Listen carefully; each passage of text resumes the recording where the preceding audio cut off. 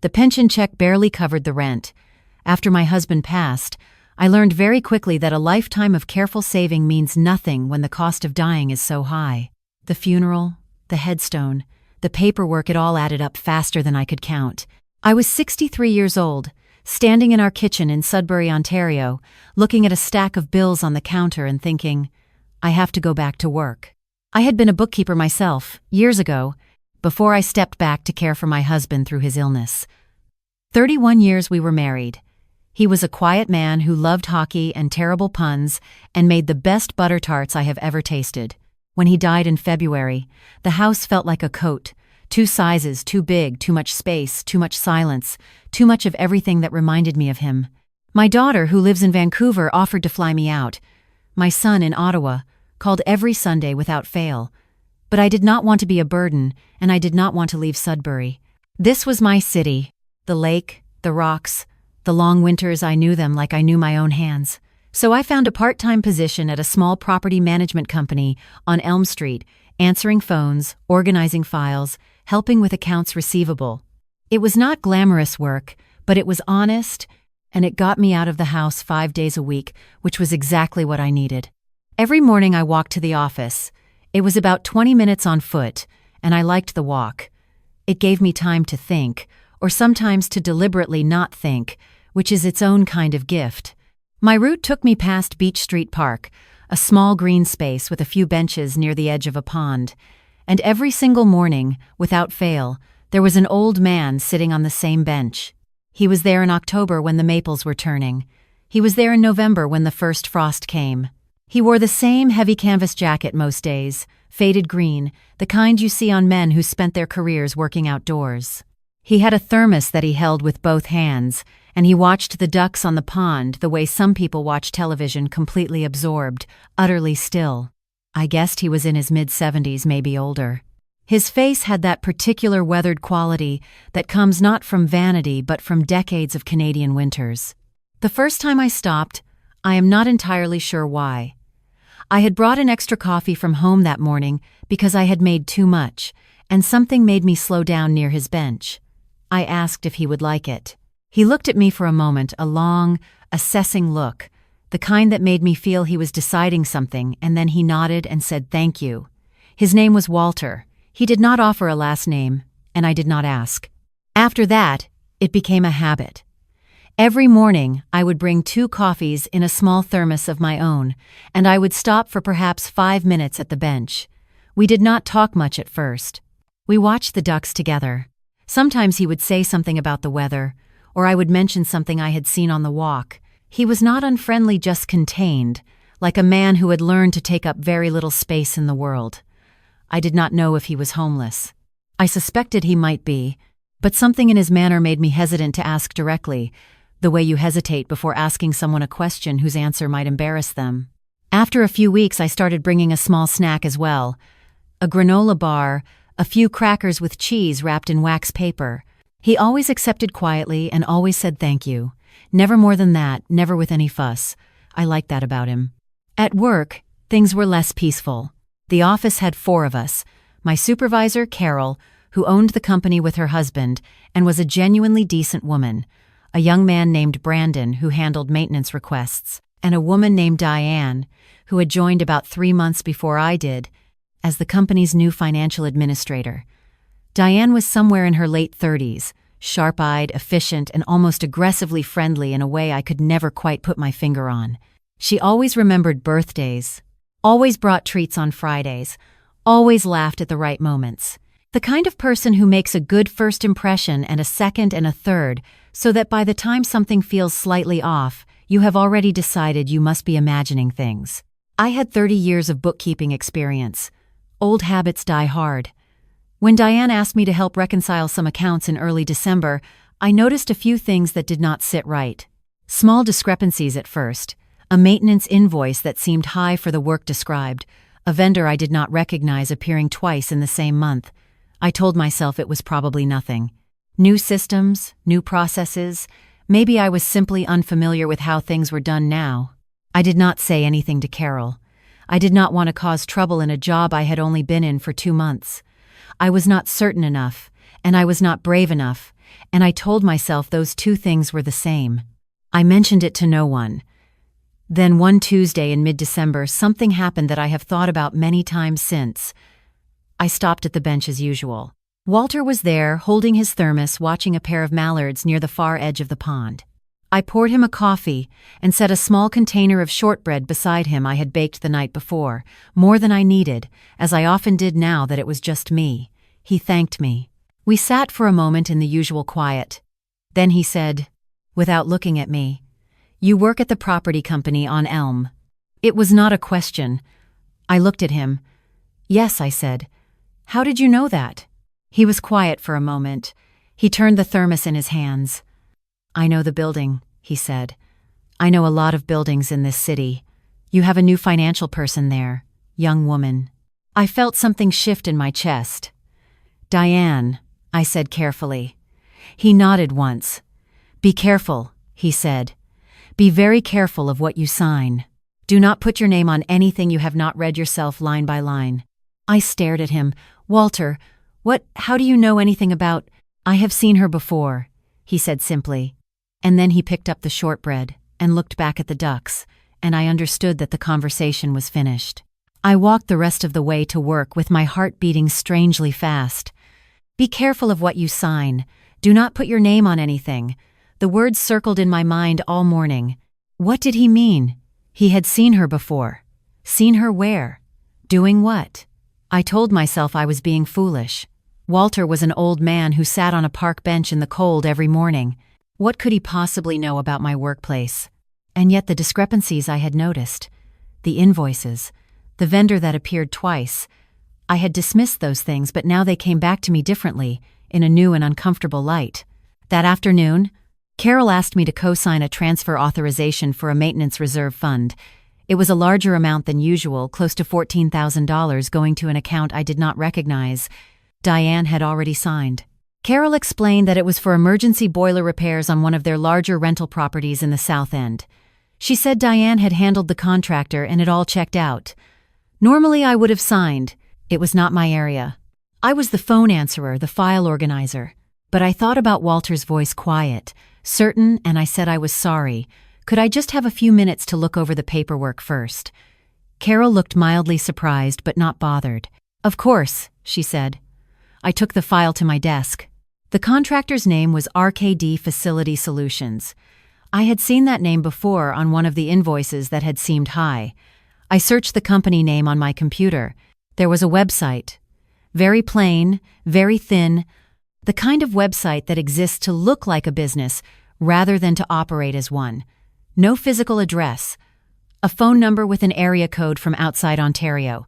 I wrote it down. Then I checked the property address listed on the transfer document against the company's own rental records. The property existed. The boilers existed. But when I pulled up the maintenance log for that building, there was no work order for boiler repairs. Nothing scheduled, nothing pending, nothing recent. I sat very still for a moment. Then I printed what I had, put it in my bag, and told Carol I was sorry but I was not comfortable signing today, that something in the paperwork was giving me pause, and I wanted to verify a few things before I put my name on a financial document. I said it as gently as I could, because I did not want to accuse anyone of anything I could not yet prove. Carol frowned. Diane, across the office, looked up from her screen. Is everything okay?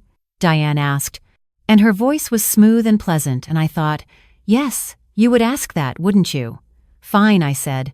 I just like to be thorough. Old bookkeeper's habit. I went home that evening and called my son in Ottawa. He works in financial compliance not because I planned it that way, but because the world sometimes arranges itself usefully. I told him what I had found. I gave him the company name, the account number on the transfer document, the phone number from the website. He was quiet while I talked, the way he gets when he is paying close attention. When I finished, he said, Mom, do not sign that document. And do not tell Diane you're looking into this. I haven't, I said. Good, he said. I'm going to make a few calls. The next 2 days were some of the strangest I have experienced. I went to work, I answered the phones, I filed documents. I smiled at Diane when she offered me a Friday treat, a gingerbread cookie, which I accepted and did not eat. I felt like I was performing a version of myself, normal Dorothy, reliable Dorothy, Dorothy who notices nothing while underneath I was wound tight as a spring.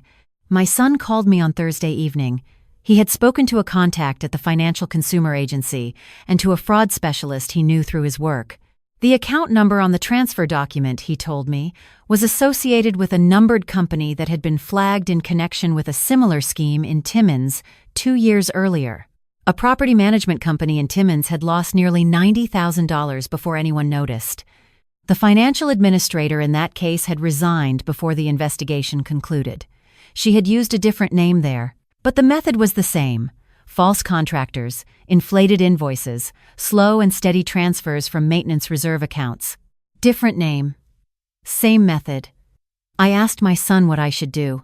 He said he had already been in touch with the OPP's Financial Crimes Unit on my behalf, with my permission, and that they would like to speak with me. He had also, quietly, contacted Carol directly, not through the office, but on her personal number, and told her what we had found, in general terms, enough for her to freeze the transfer before it processed. Carol, to her enormous credit, had immediately called her bank and her lawyer. The transfer never went through. What happened next took several weeks to fully unfold, the way these things always do. Diane resigned the following Monday, giving a vague reason about a family situation. She must have sensed something had shifted, but it was too late. The OPP had already begun their investigation, and Carol had handed over months of financial records. Diane, whose real name it turned out was not Diane, was arrested in January at an address in Salt Sweet Marie. The woman in Timmins had filed a civil suit that had gone nowhere, but now there was a second victim willing to testify, documentation, a pattern. The case was solid. Carol called me the morning after the arrest. She cried a little on the phone. She said she did not know how to thank me. I told her to thank her bank for the freeze procedures and her lawyer for moving quickly, but she said, "You were the one who paused. You were the one who said wait." I thought of Walter when she said that. I went to the bench the next morning with 2 coffees and a container of lemon loaf I had made the night before.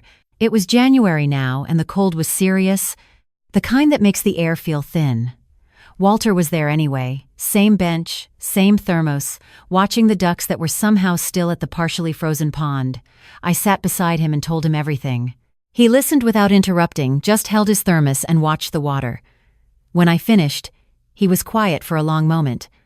"How did you know?" I asked. "Walter, really, how did you know about her?" He was quiet for another moment. Then he said, "I was a property manager. For nearly 30 years. City of Sudbury, municipal housing. Retired 7 years ago when they restructured the department." He paused. "My wife died a few months after I retired. We had no children nearby. The apartment was too small and too quiet. I started coming here in the mornings because I did not know what else to do with myself." He looked at me then, the first time in a while that he had looked directly at me. "I know the buildings in this city. I know which companies manage them, and I know who comes and goes. I had seen that young woman before at a property association meeting 2 years ago when she was working somewhere else. I heard some talk afterward, things that did not add up. I did not have proof of anything. But when I saw you going in and out of that office, and you seemed like a decent person, I thought I should say something." I had to look away for a moment because my eyes were doing something embarrassing. "You could have just told me directly," I said when I trusted my voice again. "I did not know if you would believe an old man on a park bench," he said. And there was something in his voice, not bitterness exactly, but an awareness, a clear-eyed understanding of how the world assigns credibility. "I believed you," I said. "I know," he said. "That is why I told you." We sat together in the cold for a while after that. The ducks moved slowly across the dark water. A jogger passed on the path behind us and nodded. The city went about its morning. I found out later, through a conversation with a woman at the city's community outreach office, that Walter had in fact been living in a rooming house on Notre Dame Avenue for the past 3 years, since his apartment lease had ended and he had been unable to qualify for a new one on a fixed pension. The rooming house was legal and not unsafe, but it was not easy. He did not complain about this. He had never once mentioned it to me. "I am not a woman of great means. My pension is modest, and my savings are what they are. But I know people, and I know how to make calls." My daughter, who works in social services in Vancouver, helped me understand what options existed. My son helped with some paperwork. Carol, who had been shaken badly by the whole experience and wanted badly to do something useful with that feeling, connected Walter to a housing support organization she had done fundraising for years earlier.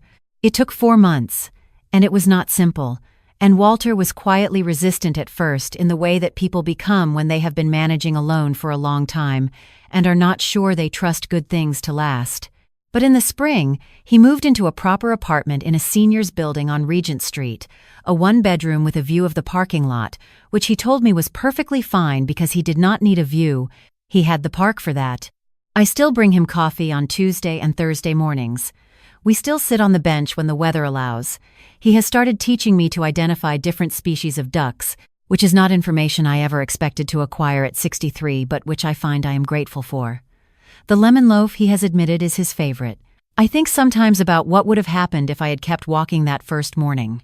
If I had looked at the old man on the bench and thought, "Not my business, not my stop, I have somewhere to be," it would have been so easy. It is always easy not to stop. I also think about the $14,000 that did not disappear. About Carol's company, which is still operating. About Diane, and whatever her real name is, who is now facing charges rather than planning her next move. About how a cup of coffee and 5 minutes and a willingness to sit with a stranger in the cold set all of that in motion. My husband used to say that kindness is not a feeling, it is a decision. You decide to stop. You decide to show up. You decide to bring 2 coffees instead of 1. He was a quiet man who loved hockey and terrible puns, and he was right about that. Whoever you are, wherever you are tonight, it costs nothing to stop. You never know what you are walking past.